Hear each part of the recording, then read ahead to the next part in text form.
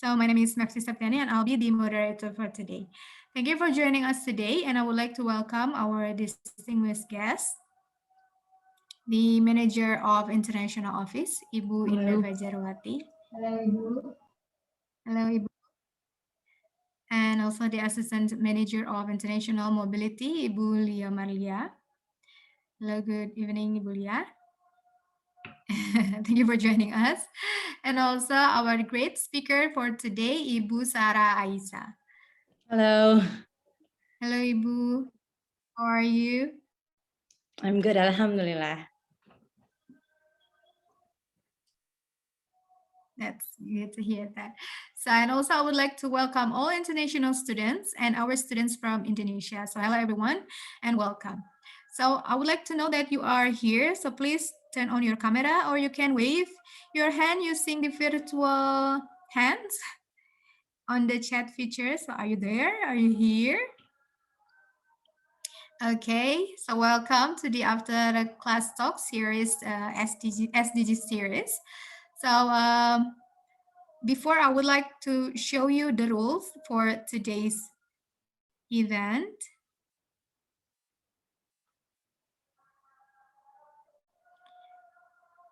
Yes, so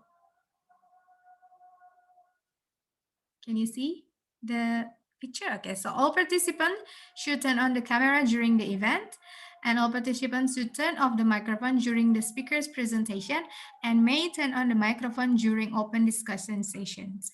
During the open discussion session, all participants can ask questions to the guest speaker, or you can also ask the questions to other participants. So for those who want to ask questions directly to the guest speaker or to other participants, kindly use thumbs up icons on the reactions feature, and we will allow you to ask the questions. And also, if you would like to drop the questions on the chat box, you can do it as well. So don't forget that there will be a door prize during the event, so don't miss it. Just join the event. Yeah. So for warming up, we're going to have Kahoot Games, and also in these games, if you are become the winner, you're going to get a door prize as well. So let's join our Kahoot Games.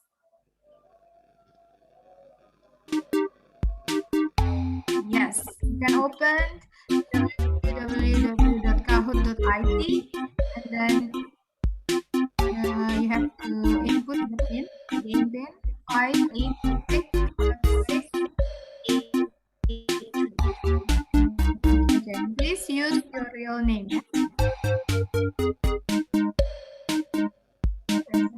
For the participants, we have for now we have 30 participants here. Join, and if you are lucky, you can get a door prize. You become the winner. Okay. Yusuf here, Anisha.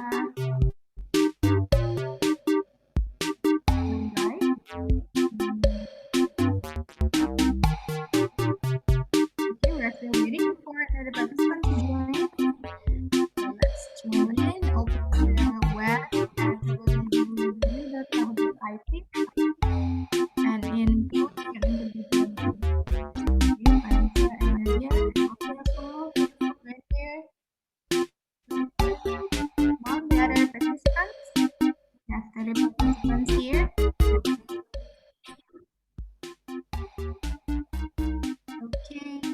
Wahrul, yes, welcome. And the others? It's still how many participants? 8 now. Okay, Rifda. Maybe at least we're going to start if the participant reach 20.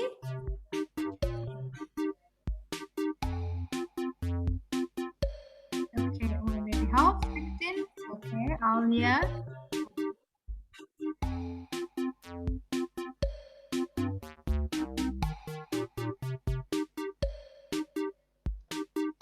Ella, welcome. Okay, you just need to open the web, or if you already have the app of Kahoot. You just need to enter the game.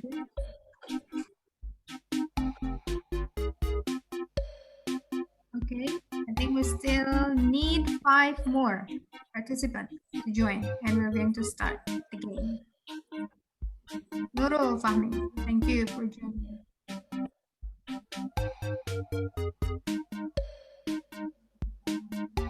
Yes, well, we need 4 more participants. Here, Farah, welcome, Farah. Okay, 3 more participants.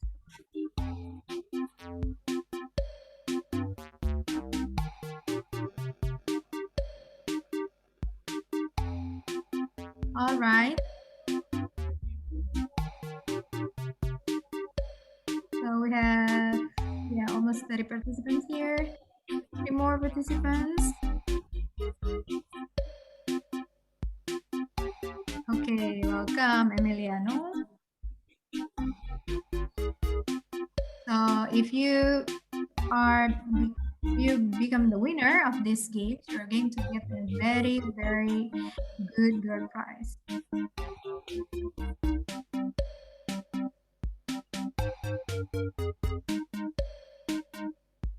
Yes. Okay, I think we're going to start the game. Yes. So let's start the game.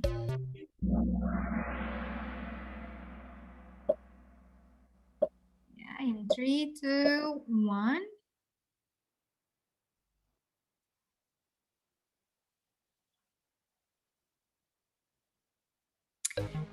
So are you ready? Okay, so are you ready?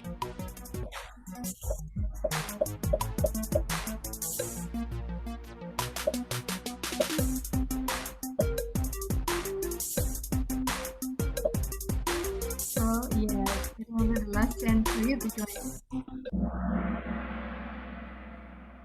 Okay, 9 of you says ready. Okay, next.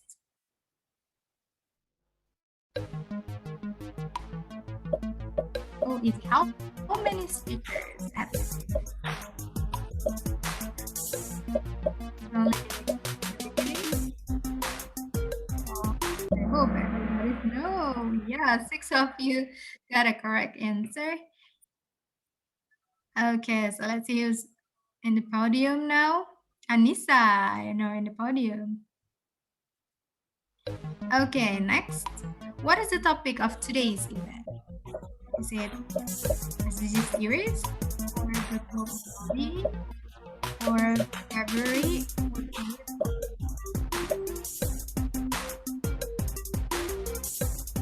you should know because you were already registered.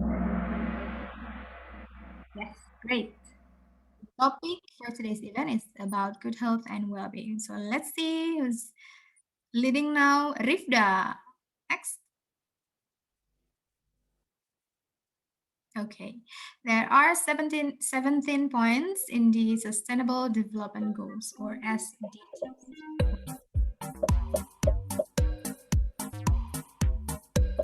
I think I've already mentioned it in the beginning of the session.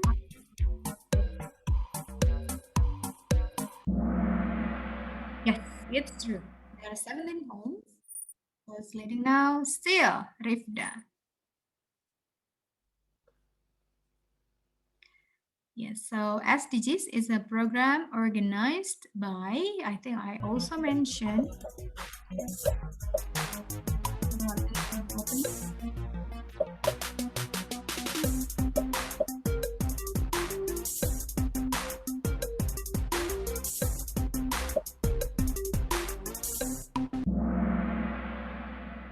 yes, wow, only one. Okay, next.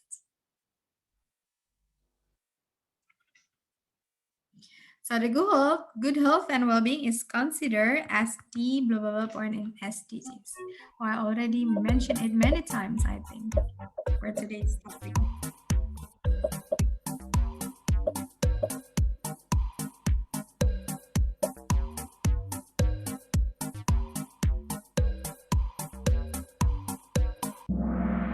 Yes, good health and well-being is in the third point of SDGs.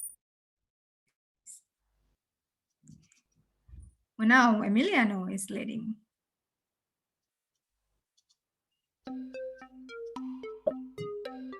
Okay, each SDGs is supported by a set of targets. How many targets are there in total?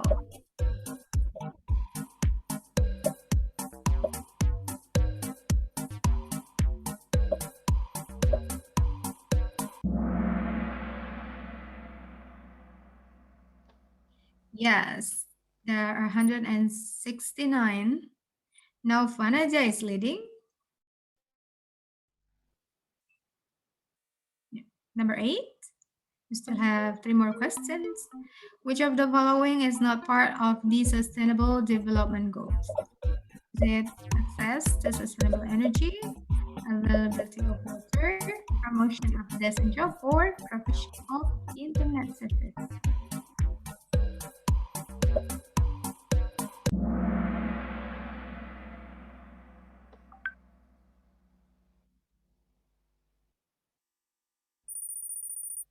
Okay. Wow. Anissa now is leading.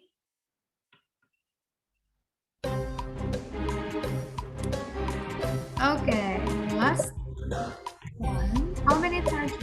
Oh, sorry. Number 9. How many targets of SDGs? Number 3.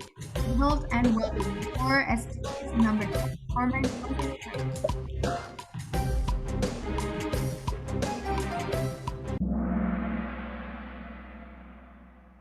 Yes. There are 8.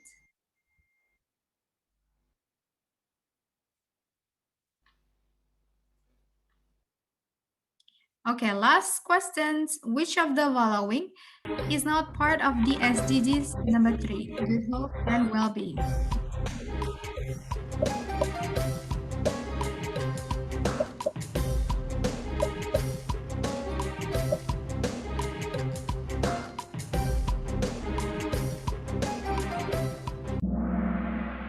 Yes. Universal literacy and numeracy. So let's see who's gonna be the winner. Okay, on the third place we have Anissa. On the second place we have Anaja.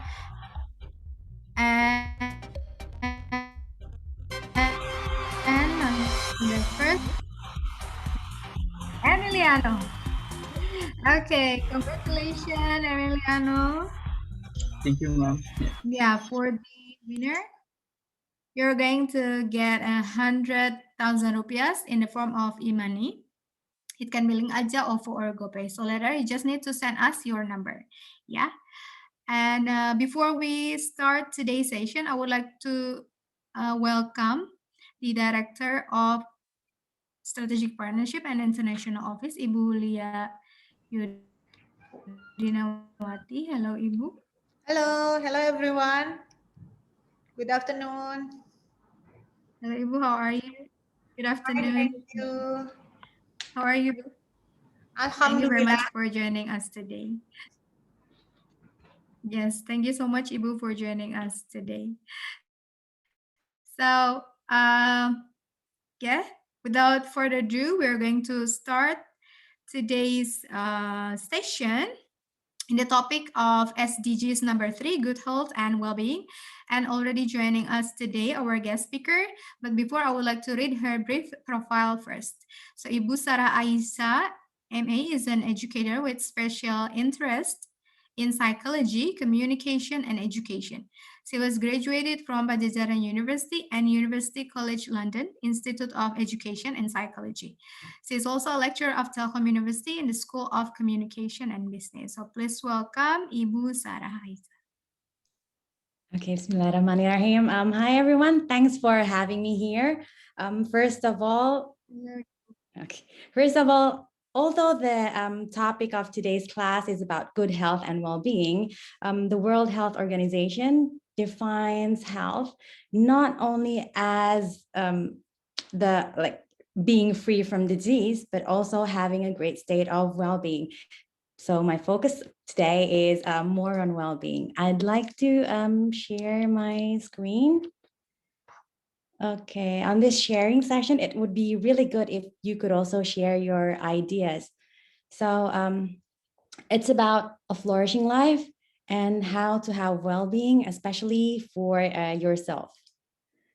After class talk, when I first heard about this sharing session, and it's called After Class Talk, it reminds me of the first days when I became a lecturer in Telkom University, and I'm also a lecturer in Universitas Pajajaran.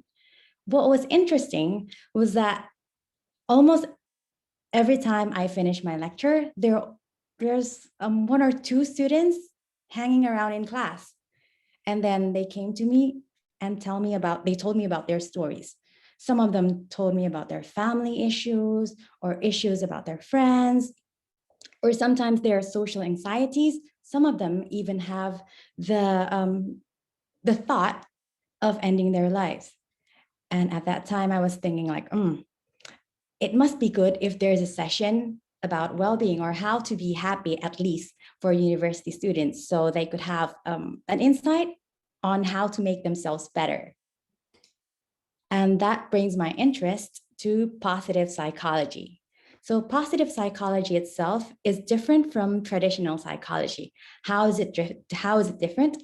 Traditional psychology focuses more on how to fix a certain condition, for example, anxiety, or how to deal with depression, while positive psychology is the other way around.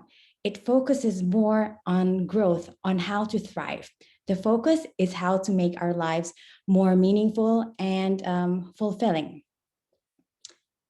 These are two of my inspirations, Martin Seligman and Laurie Santos. So Martin Seligman, he is really awesome. He has written two books called Authentic Happiness and Flourish, and he's the founder of positive psychology. At the end of the sharing session, I'm also going to share the theory that was one of his thoughts about the aspects of well-being. While Laurie Santos, she is also awesome. She's a lecturer of a course in Coursera, The Science of Well-being, and it's one of the most popular course. It's really surprising that a lot of people try to enroll in the course, which also indicates a great need for this kind of topic. Okay, so these two people are actually the ones who inspired me, and I'm also trying to spread the message that they deliver. Okay, the goal of positive psychology itself is to reach well-being. There are a lot of definitions of well-being, but among all of the definitions that differ, there are some similarities. The similarities is that well-being includes positive emotions such as joy, contentment, or the feeling of happiness, and also the absence of negative emotions. Besides that, it also includes a positive evaluation of one's own life. So the goal of well-being itself is to flourish, to grow healthily. And in order for someone to grow healthily, it's important to understand the concept of happiness itself, or what makes people happy. It's a kind of daily chit chat sometimes, but there are a lot of things actually that we could discover. So first, try to reflect. What are the things that you think will make you happy in your life? Does anyone want to share? Open their mic and share. What are the things that you think will make you happy in your life? I think I'm going to be happy if. Anyone?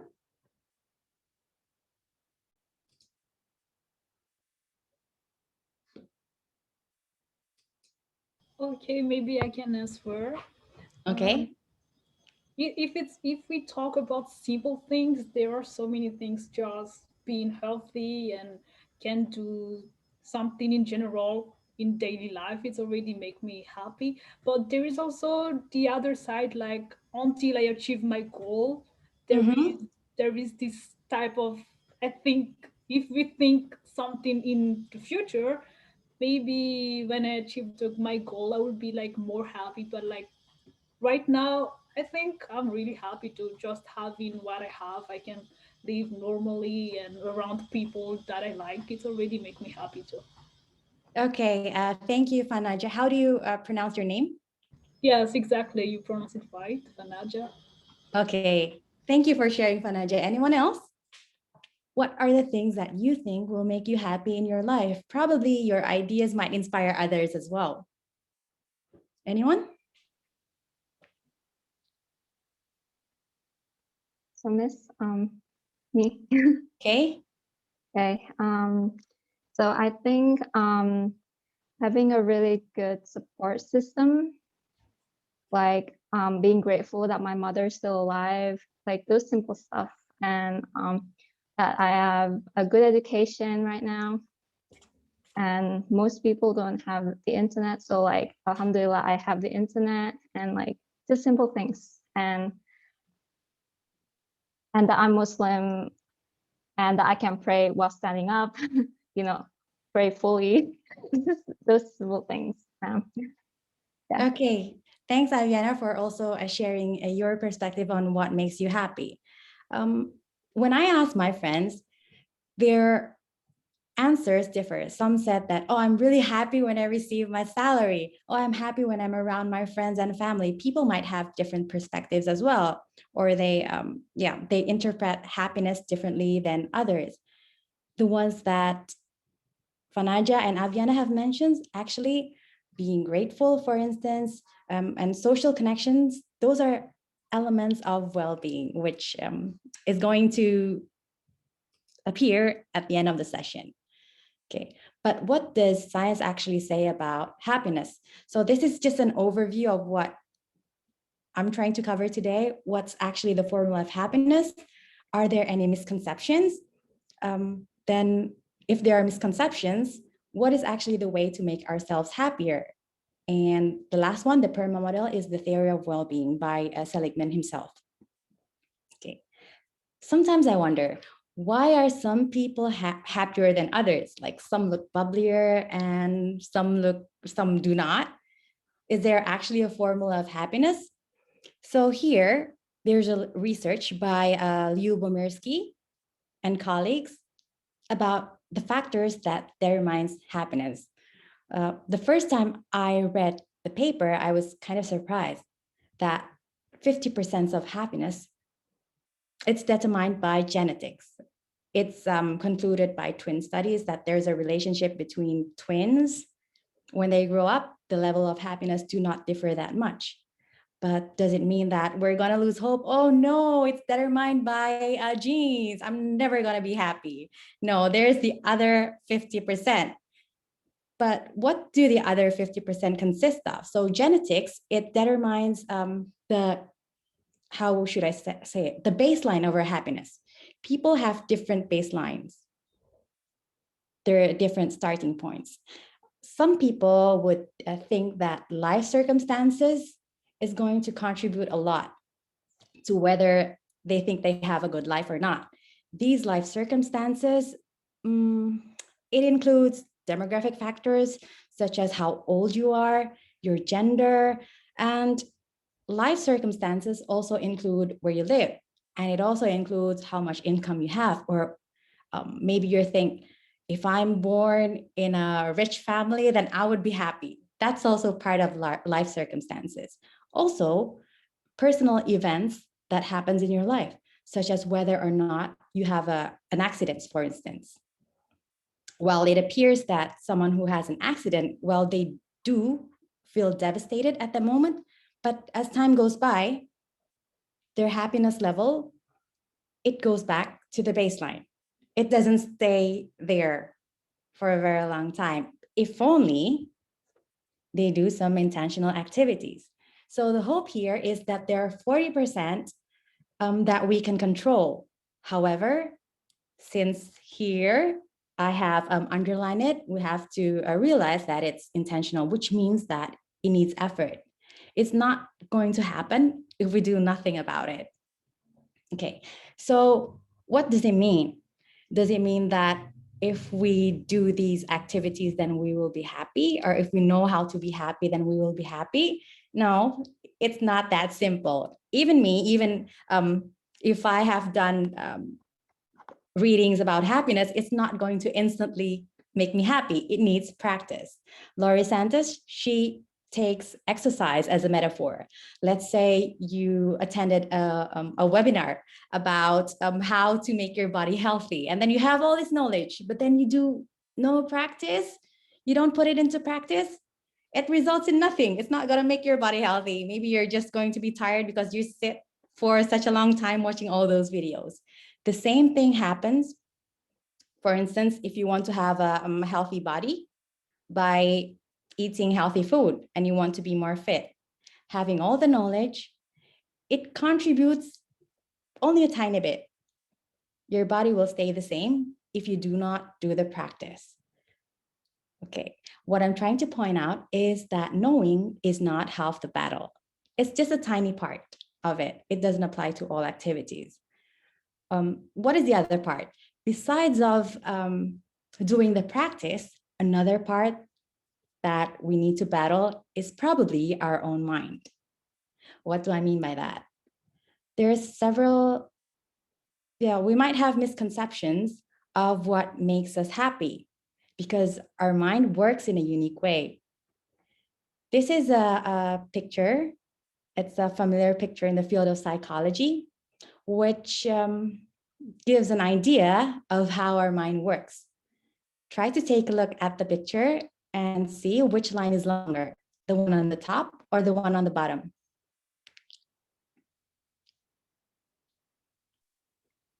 I think the one on the bottom. The one on the bottom, well, actually, if you use a ruler to measure it, they both have the same length. Okay, so I'm trying to point out that our intuitions are often wrong. Although we know, let's say we go back to this picture, we know that, okay, they are the same length, but we cannot help our eyes and our mind to perceive that the bottom one is longer. Okay, what if that happens to happiness? What if we think that certain things will make us happy, but they actually don't? There's a phenomena here called miswanting. So these are several lists that maybe you want because you think they will make you happy. A good job, lots of monies, awesome stuff or cool possessions, a perfect body or a perfect face. And an interesting one is marriage or true love. Okay, these are categorized in miswanting.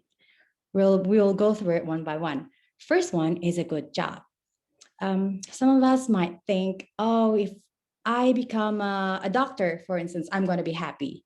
If I work in a big company, I'm going to be happy. If I become a boss of a company, I'm going to be happy. Probably the reasons might differ. Some of us might want it for status, and some of us might want it for lots of money. But does money really buy happiness? Some studies says that money, it does buy happiness, but only to a certain point. It buys happiness, especially for those who live below the poverty line, because when they have money, their basic needs are fulfilled, and it also increases their chance of being healthy as well. But then the study is done in the US, when it reaches 75,000 US dollars income per year, the level of happiness does not increase anymore. So there's a certain limitation. And then what about if you win a lottery? You get lots and lots of money. Will you be happy? There's another study. They found that people who won a lottery, well, of course, they got a boost of happiness. But then when it's tracked 1 year later, the level of happiness goes back to the baseline. So money, well, it is significant, but it doesn't mean that it's going to bring us happiness. What about cool possessions? As students, when I was a student, sometimes I would really like to have new things. For instance, I want to have a new phone, or it's going to be good if I have new clothes. But the thing is, the kind of happiness it brings is only temporary. Well, when we received the new things, we are really happy. But then try to see what happens a week later, a month later, or a year later. Maybe we even forgot of how happy we were when we first got those things. Researcher says that it's better to invest in experience rather than things. Why? Because experience, it's still in your memory. And then when you tell it to others, people would also like to hear your experience. And it also brings stronger bonds to social connections. While if you try to share about the things that you have, people might not like to hear it. For instance, say, hey, look, I got a new phone. This phone can do these kind of things. It's not quite an interesting thing to hear, okay? And then what about a perfect body? A perfect body, it was found that people who do plastic surgery to have a perfect face, for instance, they even have psychological symptoms as well. So it doesn't really bring happiness. And this one is an interesting one. It's common for everyone to think that, oh, I'm going to be happy if I get married, for instance, or if I find my true love. But does it really bring happiness? There's an interesting research that found it does boost happiness, but only for 2 years. So after marriage, after being married for 2 years, the happiness level goes back to the baseline. And it's indistinguishable from those who are not in the same marital status. It doesn't mean that those things mentioned before contribute nothing to our happiness. It does, but the significance level is not that high and it doesn't last that long. So why does it happen? Again, our brain works, our mind works in an interesting way. This is another visual illusion. If you try to take a look at the circles in the middle, the orange one, which one looks bigger?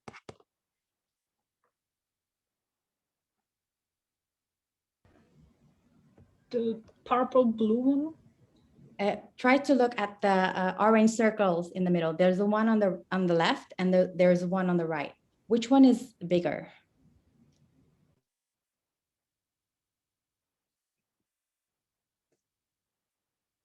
Okay, usually people will see that the one on the right, it looks bigger than the one on the left. Well, actually they are the same size. Why does that happen? Because our brain doesn't think in absolutes. It judges based on reference points. So it compares one thing to another. And let's say, although we know, okay, they have the same size, still, our brain tends to perceive that the one on the right is larger. That is about visual illusion, visual perception. What if it also affects how we perceive what happens around us? And it also affects our level of happiness. It brings us to the idea of social comparisons and reference points. Our level of happiness, it might differ, the same thing might differ. It depends on who to whom we compare it to. For example, if someone is unemployed and then they live in a society in which most of them are unemployed, they tend to be happier. That's an example. Or if you're a student, let's say you get an A, and there are only few people who got an A, the others got a B. You tend to be happier compared to if everyone else gets an A. It depends on who you're comparing yourself to. That's about income and grades. What about, let's say, beauty? It might be destructive because it's tricky that we have a lot of media around us. So when we try to look at social media, for instance, Instagram, there are a lot of beautiful pictures there. Interestingly, there's a study that says people who look at models, they feel bad afterwards.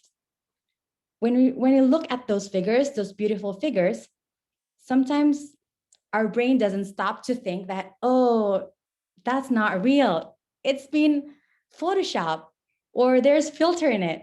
We don't stop to think about that. And that could make someone's self-esteem goes even lower. Okay, another thing that is tricky, which is also a feature of our brain, is hedonic adaptation. What is hedonic adaptation? So our mind, it adapts quickly to changes. Our happiness level, after it goes up or it goes down, it's going to go back to the baseline. For instance, about your favorite food. Does anyone want to share what their favorite food is?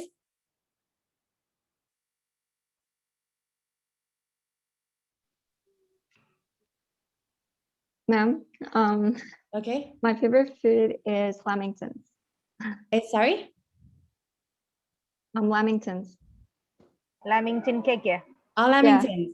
Yeah, Okay, lamington lamingtons. cake. I miss it so Oh, you much. miss it. It must taste Mhm. really delicious for you. It does. Okay, let's say you're having lamington cake for breakfast, and then you have it again for lunch. You have it again for dinner. You're having it again the next day. Will it still bring happiness to you? The same level of happiness, the first time you ate it? Or let's say here, let's say your favorite meal is baso. You have it for breakfast, then you have it again for lunch, and so on and so on and so on. Maybe you'll get bored. So the third bite or the 10th bite is not as delicious as the first one. That's a kind of way of how hedonic adaptation works. And it also happens to music. So let's say you listen to music, it makes you happy because your favorite song is being played. If it's played over and over and over again, then your happiness level goes to the baseline again. But it's going to be different if there's a pause. Let's say you're hearing it at the beginning, and then there's a pause 30 minutes, you're hearing it again. Oh, you become happy again, happy again. It applies to watching TV as well, drinking teas, or watching videos about animals. And this also explains why people who won lottery, the happiness level goes back to the baseline because of hedonic adaptation. If those are the annoying features of our mind, that's what Laurie Santos calls it, then what do happy people actually do? These are some steps of how to improve well-being. I'm sure you have incorporated some of them in your life, so I will just say that this is a gentle reminder. The first one, it might sound cheesy, but it's gratitude. Try to think about your interactions with your friends or with other people around you. What do you talk about? Do you talk about life's blessings or do you talk about life's hassles? Oh, I have this kind of problem in my life. Sometimes our focus is on what went wrong, not on what went right. Okay, so that's why sometimes the reminders of being grateful is also important.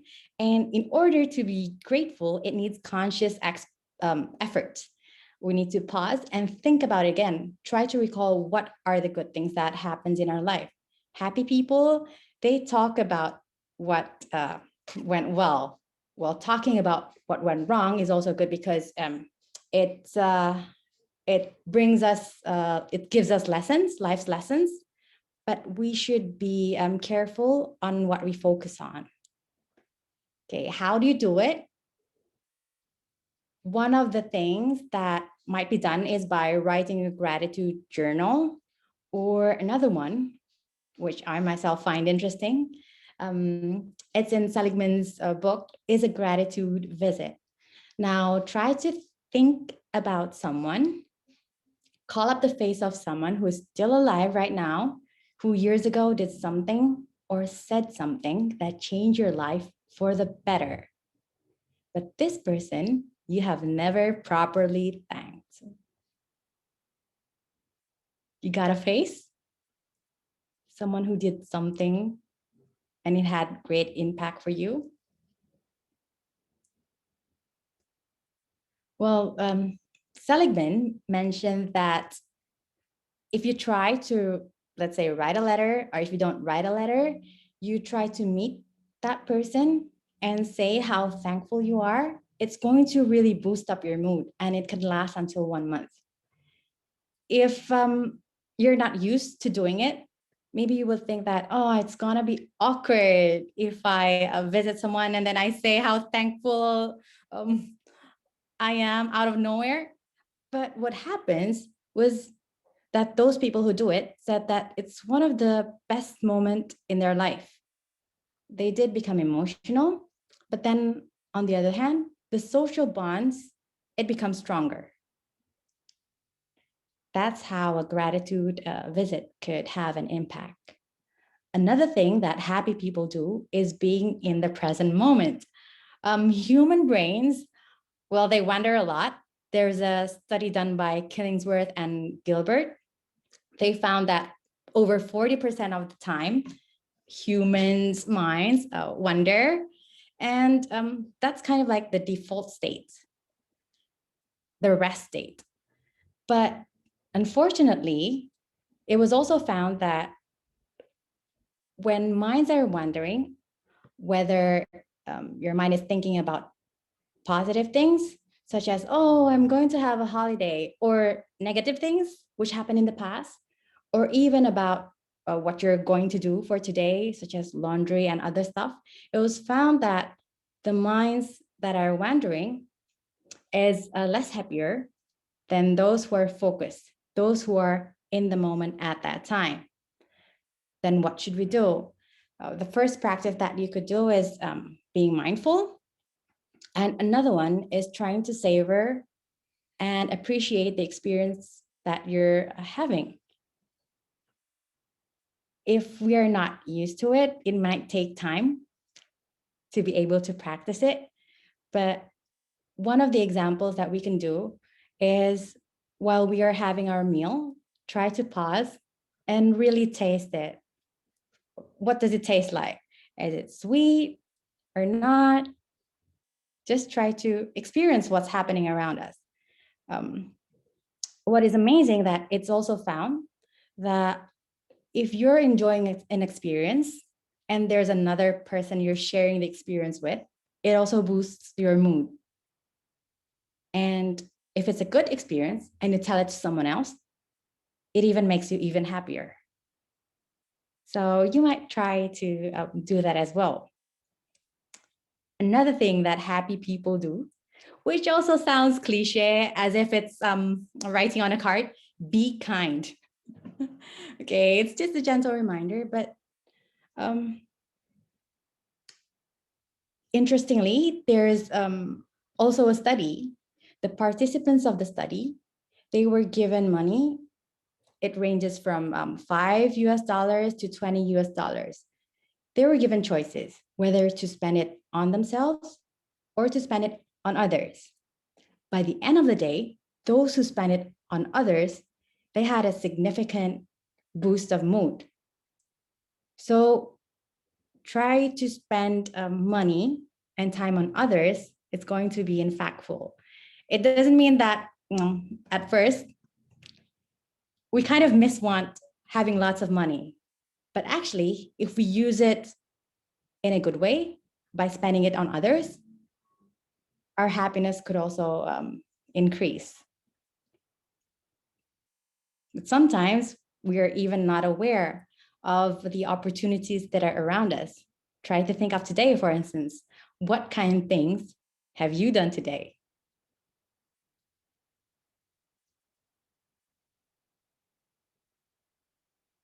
Okay, after being kind, another thing that happy people do is trying to maintain social connection. Of course, maintaining bonds or making the bonds stronger with family or friends, it's going to be nice. It feels nice. Well, it has to be a positive one, of course. But then it's also interesting that interacting with strangers actually boosts happiness as well, if it's a positive one. However, based on studies, sometimes people think that the person that we are going to talk to will not like us if we try to interact with them. That might be the barrier of starting a conversation, which actually might boost our happiness. It could also mean that social connection could be built by having eye contact or just smiling. And it's also found that if you experience an event or an activity, even with a stranger, it's better than experiencing it alone. Okay, this is another insight of what makes people happy. You try to be in the flow. What is a flow? Have you ever felt that time stopped and you were so immersed in a task, you forgot about having lunch, for instance? You're so focused on that. A flow is a state, and it could be achieved if you're doing something which is challenging for you, but you have also enough skill to do that task. For instance, if someone likes to play chess, maybe that person will forget about time when he's playing it. Or for me, I like to do crafting activities. And when I do those activities, I forget about fulfilling my basic needs of food. Being mentally immersed will make us happy, and it's actually one of the elements of well-being itself. If you have a certain hobby, try to engage more in it. Another one, which sometimes we neglect, are healthy habits, such as sleep. If we try to look at babies, they spend a lot of time sleeping. Try to look at children or kids. What's going to happen if they lack sleep? Usually, it's going to affect their mood and they're going to be really cranky. But when people start to enter universities, sometimes there are unhealthy habits that college students do, such as a nongkrong, for instance, with their friends until night. Or sometimes I found that one of my students, he skipped class because he was playing games until night. Okay. We're not aware that a lack of sleep, it doesn't only affect our physical states, but it also affects our mental states. It's also actually good for cognitive efficiency. And probably if you feel that your day is not going well, try to think about your sleep patterns. Maybe it's just because you lack sleep. Okay. Another one that might contribute to your well-being is exercise. Even 10 minutes of exercise is better than doing nothing. And it's also found that 30 minutes of doing cardio exercises, it could boost up your mood up to 24 hours. That's about practicing healthy habits. The last one that happy people do or happy people have is having time affluence. What is affluence?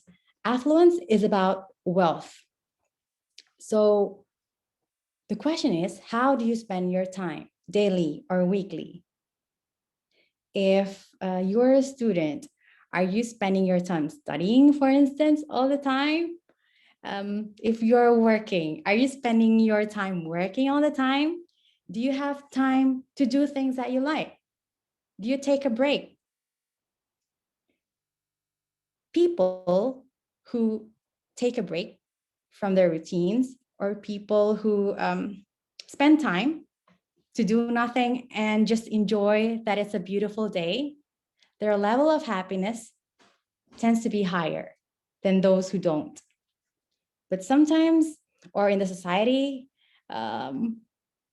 it's not really seen as a priority. Okay, but that could be a consideration to make our lives better. And finally, after exploring the things that happy people do, this is the PERMA model, or the theory of well-being, by Martin Seligman. So he said that well-being, it consists of several elements. These elements are independent. And it's really good if we could fulfill all of these elements. The first one is positive emotions, which again could be joy, contentment, happiness. Try to think about your life. Does your current life bring you positive emotions? If it's not that many, you could incorporate several activities so that you can experience more positive emotions. The second one is engagement. It relates to the state of flow or being absorbed in the moment. Do you feel that you have at least one thing that fully engages you?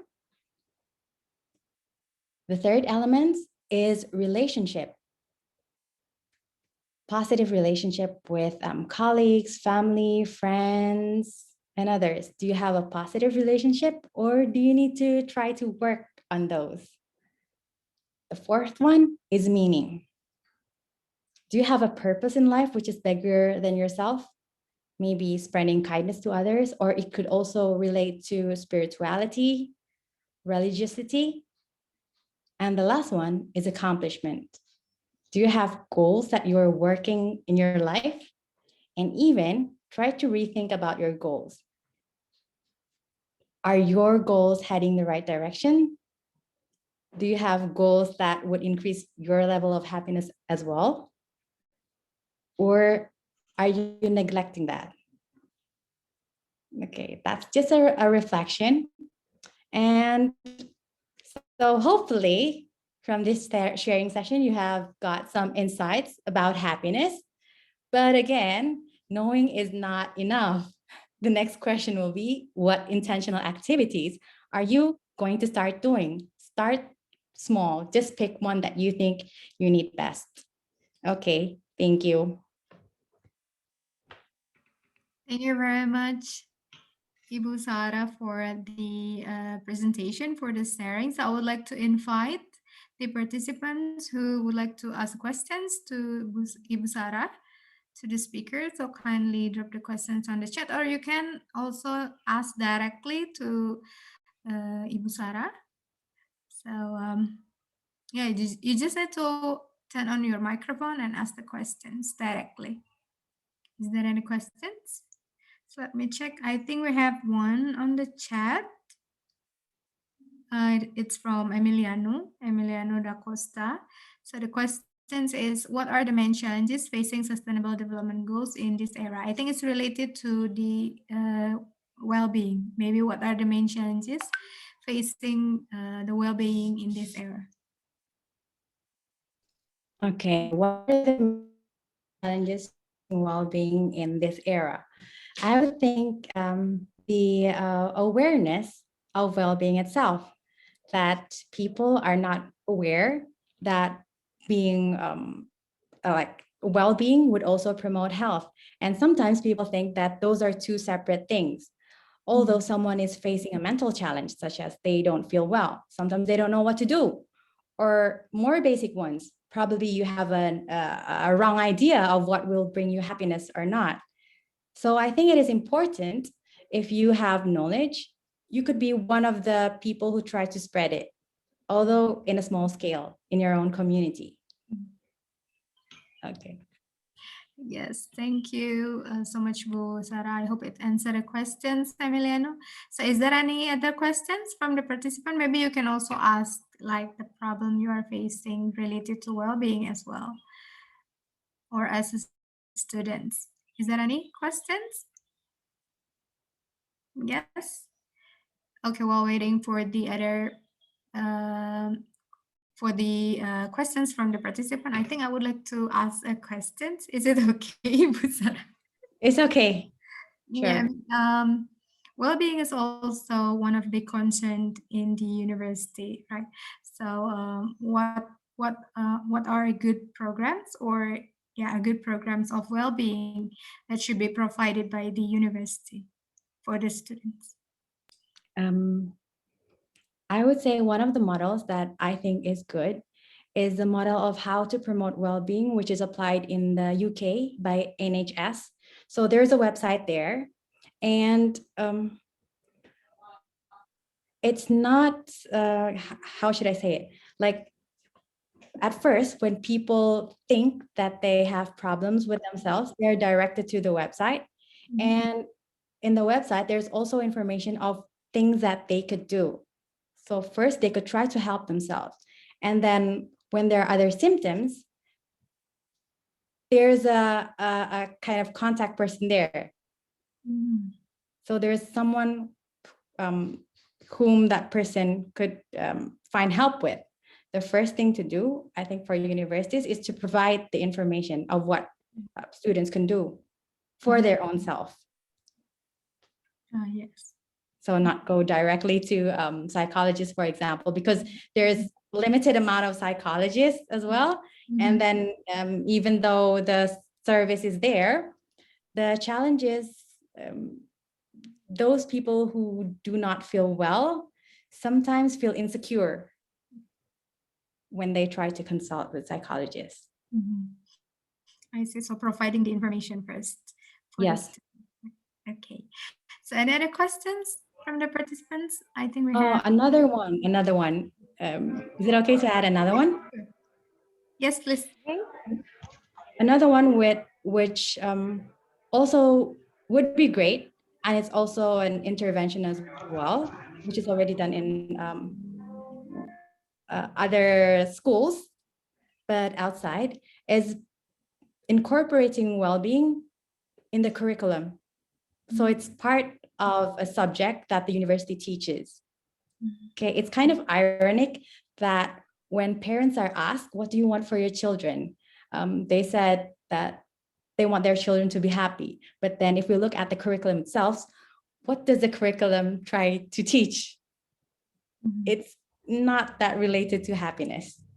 So maybe adding elements of well-being in the curriculum might also help. Yes, I think that's a good idea as well. So, okay, another questions? Is there? Yes, please. Actually, just a curiosity. It's not really just a question, actually. Like, there are people, like what you were talking about, happiness is basically about everything which is positive, being kind, and all of those things. And there are so many types of people, like, for example, like psychopath or sociopath people. Like, can they be happy too? Is there like another way for them to be happy? Like, because they're not doing the good things. So what, like, can you bring some insight of it about that? Thank you. Okay, if you point out specific ones, psychopath or sociopath, I would say that it's not my field because my field is not clinical psychology. And if you're really interested about that, I'm going to try to ask my friend.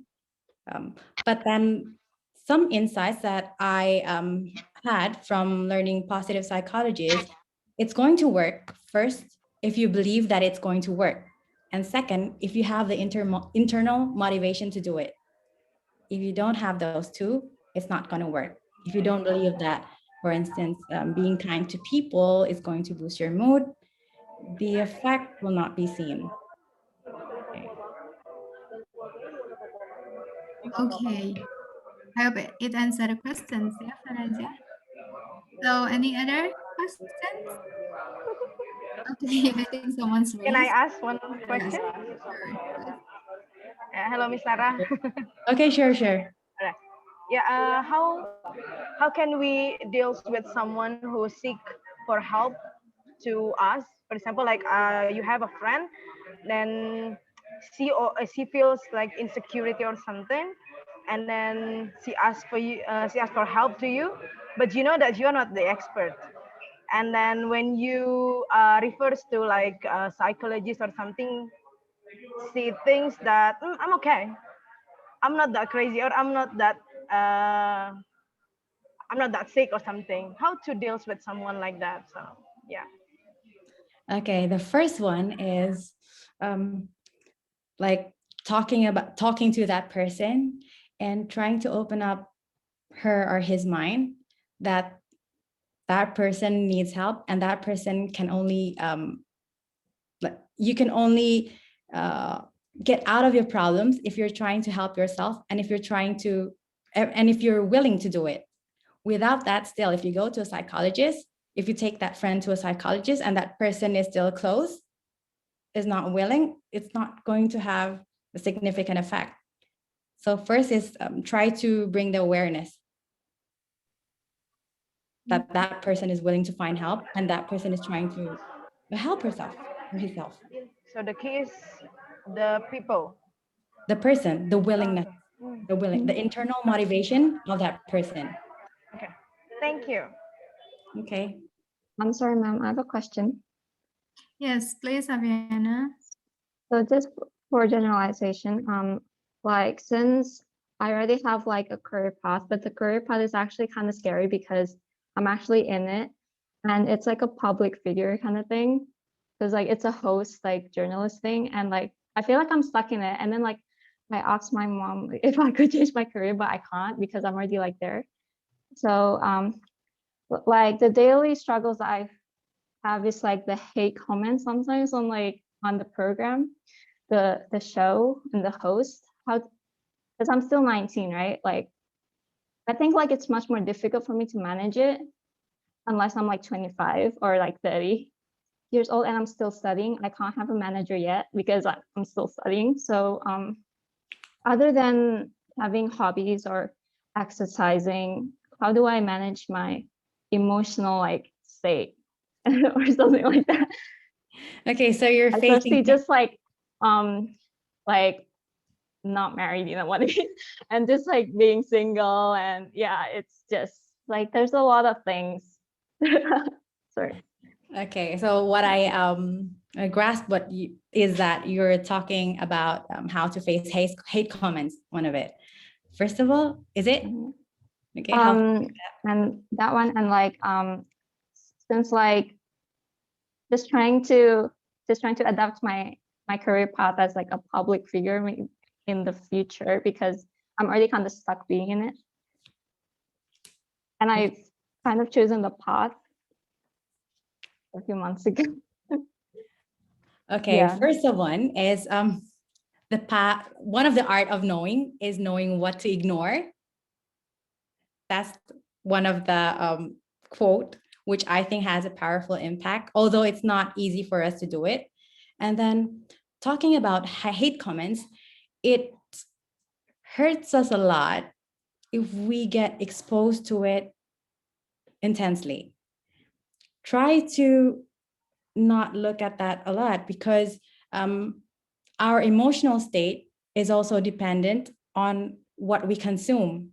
And hate comments is something that we see, we absorb, and which also, how do I say it? It's going to be a part which is safe in our brain. To be able to have better self-esteem, just try to find the close people that brings you positivity and talk to them. So that's the kind of way to balance it. But it's more about, how should I put it into words? It's more about pausing and being mindful and rethinking it again. What actually should I focus on? What actually should I consume? Because what you'll absorb, that's what's going to stay, and it's going to affect how you see yourself. Okay, Thank you, ma'am. Is it Yeah. answer your questions, Aviana? Yeah. Yeah, of course. Thank you, ma'am. Okay, so any other questions from the other participants? I think we still have maybe one more questions, if you don't mind. Ibu Sarah? Okay, if I could add to Aviana, sometimes when we read those things, we are not aware what we are bringing ourselves into. Although you know that it brings a negative effect, then you keep reading and reading and reading and reading. So it's kind of I would say a poisonous thing. If you start to feel that way, there's actually a technique. I don't know whether it will work for you or not. It's a stop technique. Just, you're not feeling good, then stop. Try not to think, just pause. And when your mind is clear, try to rethink again. Are you going to continue to do that activity? Is it bringing benefits for you or not? probably we're just mindless reading all this stuff. Okay. Yes. Yes, ma'am. Thank you. Okay, thank you so much. And other questions? I think one more questions from the participants is there, or you can drop the questions on the chat as well. We have Nurul Fahmi, Fahrul, and other participants. Is there any other questions?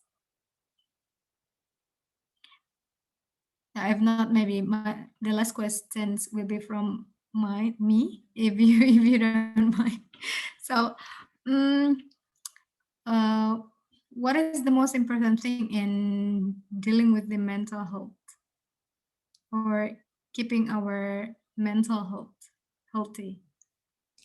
Keeping our or I would say keeping our mental health healthy, or being in a state of well-being. First of all, probably it's about our mindset. Some people think that happiness lasts, or some people would like to live happily ever after. But happiness itself, it takes effort to bring, and it's just like a tire, which is going to probably be lack of air, and we need to pump it over and over again. It's not going to stay if we do nothing. It needs internal and intentional effort. Yeah, okay, thank you. So actually we promised that we're going to give one door prize to the best questions from the participant, but I think all the questions are good, right, Bu Sarah? So maybe you can choose one of the best participants for today. So we are going to give him or her a door prize. Yes, please.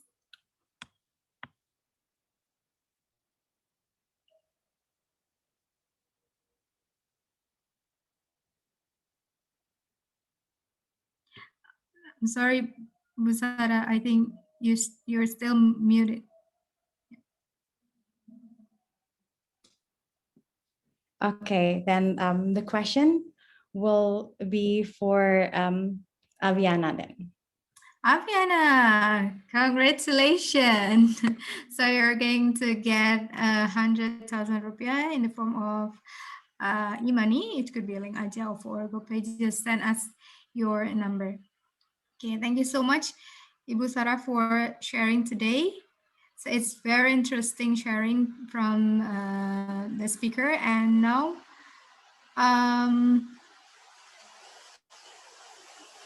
okay, and now I'm going to ask all the participants to fill out the feedback to get any certificate. So our staff will share the feedback on the chat. You may find out the feedback link on the chat. Thank you so much once again, Ibu Sarah, for joining us.